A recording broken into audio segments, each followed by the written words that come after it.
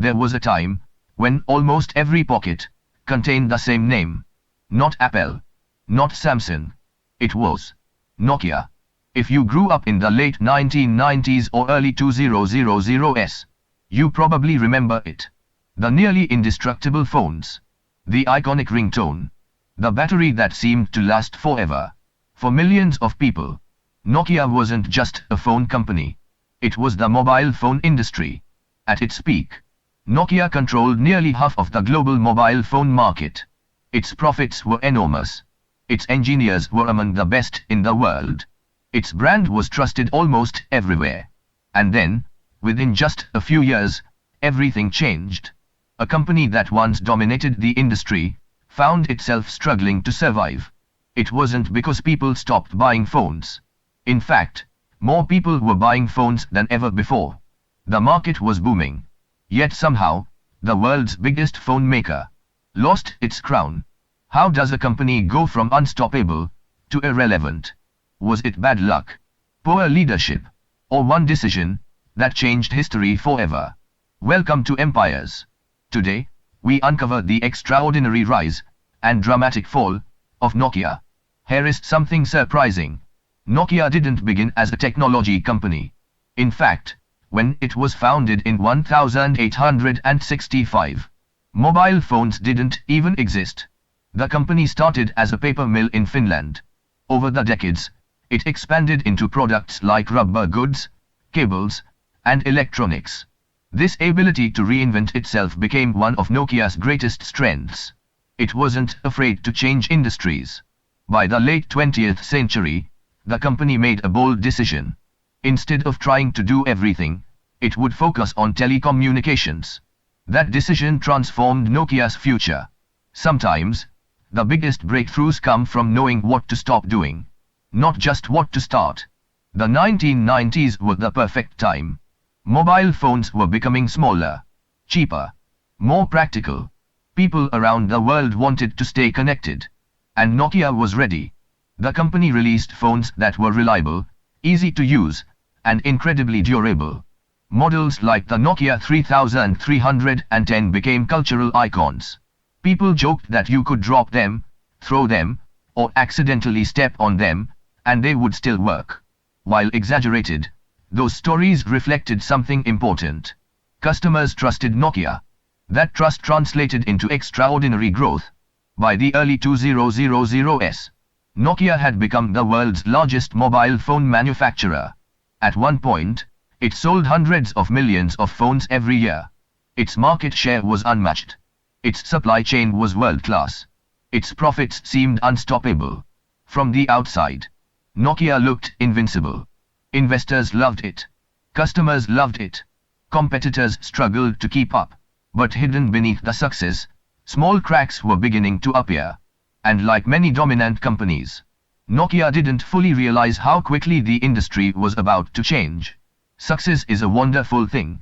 But sometimes, it creates a dangerous illusion. When a company dominates the market for years, it's easy to believe that it will always stay on top. Employees become comfortable. Leaders become confident. Processes become slower. Risk feels unnecessary. This is known as the success trap. The very strategies that made a company successful can prevent it from adapting when the world changes. Nokia had brilliant engineers, strong finances, global recognition. But it also faced a growing challenge. Its software was becoming increasingly difficult to modernize.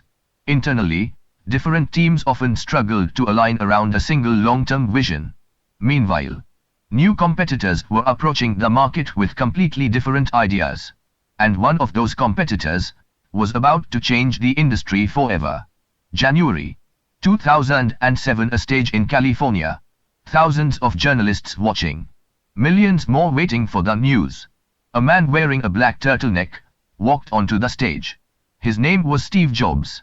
He smiled and said, "Today, Apple is going to reinvent the phone." Many people in the audience were excited. But inside companies like Nokia, few imagined how significant that announcement would become. The first iPhone wasn't perfect. It had limitations. It was expensive. It lacked features that many existing phones already offered. But it introduced a fundamentally different vision. A phone centered around software. A multi-touch display. An experience that could evolve through updates. The rules of the industry had begun to change. At first, Nokia still looked untouchable. Its sales remained enormous. Its factories were running at full speed. Its executives believed they had time. But history has shown that industries rarely wait for market leaders to catch up. In the next chapter, we'll explore why Nokia underestimated the smartphone revolution, how internal decisions slowed its response, and how one of the most dominant companies in history began losing the race it once controlled. When the first iPhone was unveiled in 2007, many people were amazed. But inside Nokia, the reaction was different. Some executives believed Apple had built an interesting product. Others thought it was too expensive. Some doubted people would want a phone without a physical keyboard. After all, Nokia was selling hundreds of millions of phones every year. Why should it change a formula that was already working? This is one of the most common mistakes in business. When a company becomes successful, it often starts protecting the past, instead of preparing for the future. At first, that decision doesn't seem dangerous. Sales remain strong. Profits continue. Customers keep buying. Everything appears normal. But change rarely announces itself with a warning. It begins quietly. And by the time everyone notices, it may already be too late. Nokia had some of the world's best hardware engineers. Its phones were reliable, durable, and trusted by millions. So why couldn't it compete? Because the future of smartphones wasn't just about hardware. It was about software. For years, Nokia relied heavily on its Symbian operating system. When mobile phones were mainly used for calling and texting, Symbian worked well. But smartphones demanded something very different. Touch screens, powerful apps, frequent software updates, a modern developer ecosystem. Improving Symbian became increasingly difficult. Engineers often faced complex technical challenges. New features took longer to develop. Competitors were moving faster. While Nokia was improving yesterday's software, others were building tomorrow's platforms. That difference became enormous. In 2008, Apple introduced something that seemed small at the time: the App Store. At first, it looked like a place to download applications. But in reality, it changed the entire smartphone business. Suddenly, developers from around the world could create software and instantly reach millions of users. Every new app made the iPhone more useful. Navigation, banking, photography, gaming, education, health, communication. The smartphone was no longer just a phone. It became a platform. Apple wasn't competing on hardware alone. It was building an ecosystem. And ecosystems are incredibly difficult to catch. As if Apple wasn't enough, another competitor entered the race: Android. Developed by Google, Android offered smartphone manufacturers something powerful: a modern operating system that multiple companies could use. Companies like Samsung Electronics quickly embraced Android. Innovation accelerated. Competition intensified. Consumers suddenly had dozens of modern smartphone choices. Apple offered a premium ecosystem. Android offered variety and rapid adoption. Nokia was caught in the middle. Its traditional strengths, durable hardware and feature phones, were becoming less important. The industry had shifted. Software had become the battlefield. Years later, former Nokia employees described an internal culture where many people felt pressure around decision-making. Some accounts suggested that concerns about challenging existing plans or delivering bad news made it harder for important issues to surface quickly. When organizations become very large, communication can become more complicated. Innovation depends on honest conversations. People need to feel comfortable raising problems, testing bold ideas, questioning assumptions. If difficult conversations are delayed, so are important decisions. One lesson from Nokia's story is clear. Technology doesn't destroy great companies. Complacency, slow decision-making, and resistance to change can. By 2011, Nokia knew it needed a major change. The company made a bold decision. Instead of continuing to invest primarily in Symbian, it announced a strategic partnership with Microsoft. Future smartphones would run Windows Phone. It was a high-risk strategy. The hope was simple. Together, Microsoft's software and Nokia's hardware expertise could compete against Apple and Android. The phones received praise for their design, their cameras, their build quality. Many reviewers genuinely liked them. But by then, the smartphone market had changed dramatically. Consumers weren't choosing phones based only on hardware. They were choosing ecosystems, apps, developer support, services. And by that point, Apple and Android had built a substantial lead. Even a well-designed phone couldn't overcome the gap in available applications and user adoption. Nokia had tried to adapt. It had changed its strategy. It had partnered with one of the world's biggest technology companies. But sometimes, even the right decision comes too late.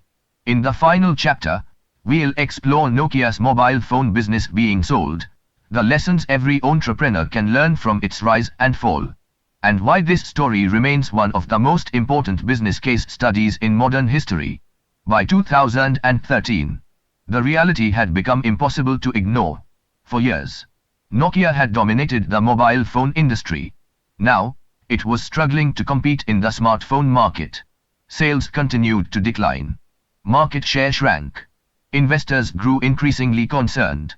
The company that once led the industry was now fighting simply to stay relevant. Then came the announcement that shocked the business world. Nokia agreed to sell its devices and services business to Microsoft. For many people, it felt like the end of an era. The company that had once defined mobile phones was stepping away from the business that made it famous. For millions of loyal customers, it wasn't just another corporate deal. It felt personal. Because Nokia phones had been part of everyday life. People remembered their first mobile phone, the unforgettable ringtone, the incredible battery life, the phones that seemed almost impossible to break.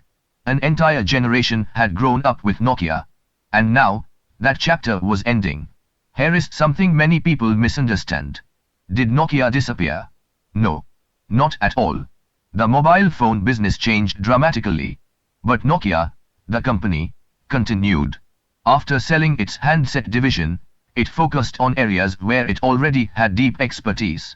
Telecommunications infrastructure, network technology, 5G equipment, enterprise networking. Today, Nokia remains an important player in global communications technology. The lesson is important.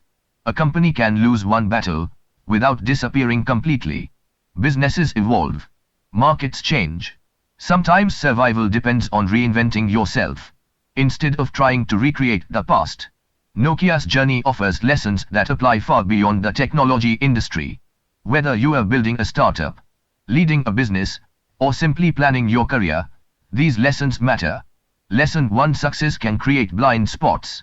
When you are winning, it's easy to believe your strategy will always work. But markets never stop changing. Customers change. Technology changes. Competitors change. The companies that survive are the ones that continue questioning themselves, even when they are already successful. Lesson 2: Never ignore small changes. The smartphone revolution didn't happen overnight. The signs were visible. Touch screens improved. Software became more important. Mobile apps gained popularity. Consumer expectations shifted. Each change looked small on its own. Together, they transformed an entire industry. Disruption often arrives quietly, before it becomes obvious. Lesson 3: Culture matters. Great companies aren't built only by talented people. They are built by environments where people can share ideas, challenge assumptions, and raise concerns without fear. Innovation depends on open communication. The faster information moves, the faster better decisions can be made.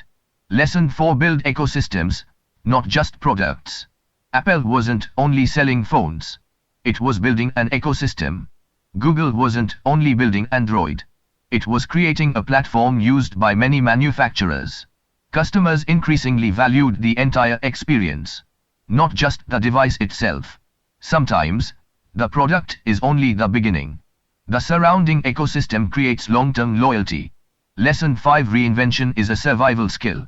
Perhaps the biggest lesson of all is this: never assume today's success guarantees tomorrow's leadership. Every generation of business faces new challenges. The companies that survive are rarely the strongest. They are often the ones most willing to adapt. Imagine standing at the top of a mountain. The view is incredible. You have reached the summit. Everyone admires your success. But business isn't like climbing a mountain. It's more like standing on a moving train. The moment you stop moving forward, everything else keeps moving. Markets evolve. Customers change. Technology advances. And competitors continue improving. Nokia wasn't destroyed because it lacked talented people. It wasn't destroyed because customers suddenly hated the brand. It struggled because the industry changed faster than the company could adapt. That's a lesson every business leader, every entrepreneur, and every student should remember. There was a time when Nokia seemed impossible to defeat. Its phones were everywhere. Its brand was trusted around the world. Its future looked unstoppable. Yet history reminds us that no company, no matter how successful, is guaranteed to stay on top forever. The greatest competitive advantage isn't size. It isn't money. It isn't even market share. It's the ability to keep learning, keep adapting, and keep listening to your customers before someone else does. Nokia's story isn't simply about failure. It's about transformation. It reminds us that success is never permanent, and neither is failure. Every business, every career, and every empire is built one decision at a time. Thank you for watching Empires. If you enjoyed this documentary, subscribe for more stories about the world's biggest companies, their greatest victories, their biggest mistakes, and the lessons hidden behind every empire. Because the next business story might completely change the way you think about success.